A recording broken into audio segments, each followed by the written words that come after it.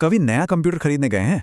Screen पर वो नाम जरूर देखे होंगे, i3, i5, i7, और दिमाग में एक ही सवाल आता है, यार ये है क्या?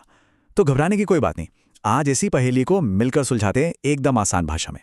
हाँ, यही वो सवाल है जो हर किसी को कंफ्यूज करता है। देखिए, ये सिर्फ नंबर नहीं है, ये परफॉर्मेंस के अलग अलग लेवल हैं। और ये चर्चा खत्म होते होते ये एकदम शीशे की तरह साफ हो जाएगा कि आपकी ज़रूरत के हिसाब से कौन सा प्रोसेसर बेस्ट है। तो चलिए शुरू करते हैं। अच्छा, आज के प्रोसेसर्स को समझने से पहले एक काम करते हैं। जो पुराने टेक्नोलॉजी है, जो अब किसी काम की नहीं, उसे पहले रास्ते से हटा देते हैं। इससे क्या होगा? चुनाव करना अपने आप आसान हो जाएगा। जरा इस टाइमलाइन पर एक नज़र डालिए। साफ पता चलता है कि टेक्नोलॉजी कितनी आगे बढ़ चुकी है। पेंटियम 3 और पेंटियम 4, अरे ये तो गुजरे जमाने की बात हो गई। अपने टाइम पर ये जबरदस्त थे, पर आज के ज़माने में ये बस म्यूजियम में रखने लायक चीज़ हैं। तो पहला और सबसे जरूरी नियम, गांठ बांध लीजिए। अगर कोई आपको P3 या P4 प्रोसेसर वाला सिस्टम बेच रहा है तो समझ जाइए कि वो बहुत ही पुरानी टेक्नोलॉजी है। उससे दूर रहना ही समझदारी है। इससे हमारा फोकस सिर्फ उन चीजों पर रहेगा जो आज मायने रखती हैं। चलिए, अब आते हैं असली मुद्दे पर, वो मॉडर्न प्रोसेसर्स जो आज मार्केट में छाए हुए हैं। अब हम कोर आई सीरीज के हर लेवल को बारीकी से समझेंगे ताकि एक सही फैसला लिया जा सके। देखिए, इस स्लाइड में जो एनालॉजी है ना, वो कमाल की है। कोर i3 को समझिए एक भरोसेमंद फैमिली कार की तरह, जो रोज के काम जैसे ऑफिस जाना, मूवी देखना, इंटरनेट चलाना, ये सब बिना किसी परेशानी के कर देती है। फिर आता है कोर i5। ये है एक दमदार एसयूवी जैसा, एक वर्सेटाइल ऑलराउंडर। रोज के काम तो करता ही है, साथ में थोड़ी बहुत गेमिंग और प्रोग्रामिंग जैसे मुश्किल रास्तों पर भी दौड़ सकता है। और कोर i7, अरे वो तो एक स्पोर्ट्स कार है, एक हाई परफॉर्मेंस स्पेशलिस्ट जिसे वीडियो एडिटर्स और सीरियस गेमर्स जैसी खास जरूरतों के लिए ही बनाया गया है।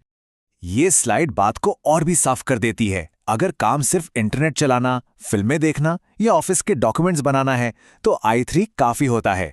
लेकिन ज्यादातर लोगों के लिए कोर i5 ही सबसे सही सौदा होता है। ये कीमत और परफॉर्मेंस के बीच एक शानदार बैलेंस बनाता है। जो लोग वीडियो एडिटिंग या भारी भरकम सॉफ्टवेयर चलाते हैं उनके लिए i7 है, और i9 वो तो उन एक्सट्रीम प्रोफेशनल्स के लिए है जिन्हें बेहिसाब पावर चाहिए, जो सच कहूं तो ज्यादातर लोगों के किसी काम नहीं आती। लेकिन रुकिए, कहानी में एक बहुत बड़ा ट्विस्ट है जिसे अक्सर लोग नजरअंदाज कर देते हैं। सिर्फ i3, i5 या i7 का नाम जानना तो आधी ही कहानी है। असली राज तो कहीं और छिपा है, और ये जानना एक बहुत बड़ी गलती करने से बचा सकता है। इस एक लाइन को बहुत ध्यान से समझिए। प्रोसेसर किस जनरेशन का है, मतलब किस पीढ़ी का है, ये उसके आई नंबर से भी ज्यादा जरूरी हो सकता है। सच में ये एक गेम चेंजर जानकारी है जो खरीदारी का पूरा नजरिया ही बदल सकती है। और ये स्लाइड इस बात को क्या शानदार ढंग से साबित करती है। एक लेटेस्ट, मान लीजिए 12th जनरेशन का i3 प्रोसेसर कई साल पुराने 4th जनरेशन के i5 प्रोसेसर से कहीं ज़्यादा तेज़ और बेहतर होगा। ये बिल्कुल वैसा ही है जैसे आज की एक ब्रांड न्यू कार की तुलना 10 साल पुरानी किसी लग्जरी कार से करना। नई टेक्नोलॉजी हमेशा पुरानी टेक्नोलॉजी पर भारी पड़ती है, हमेशा। तो यहाँ से सबसे बड़ा सबक ये मिलता है कि हमेशा प्रोसेसर का पूरा नाम चेक करें। सिर्फ कोर i5 लिखा देखकर खुश नहीं होना है, उसके आगे लिखा जनरेशन नंबर ज़रूर देखें। जैसे इंटेल कोर i5 12th जेन। जनरेशन जितनी नई होगी, परफॉर्मेंस उतनी ही ज़बरदस्त मिलेगी। तो अब तक हमने जो कुछ भी सीखा और समझा है, उसे एक बहुत ही सरल और यादगार नियम में बदल देते हैं, ताकि अगली बार कंप्यूटर खरीदते वक्त कोई भी कन्फ्यूजन न रहे। ये रहा वो 2 स्टेप का गोल्डन रूल। स्टेप 1, सबसे पहले अपना बजट तय करें और उसमें लेटेस्ट, सबसे नई जनरेशन वाला प्रोसेसर ढूंढें।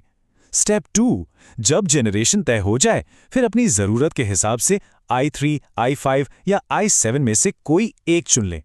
क्रम याद रखिएगा, पहले जनरेशन फिर लेवल, बस इतना ही। तो अब एक स्मार्ट खरीदार बनने के लिए सारी ज़रूरी जानकारी आपके पास है।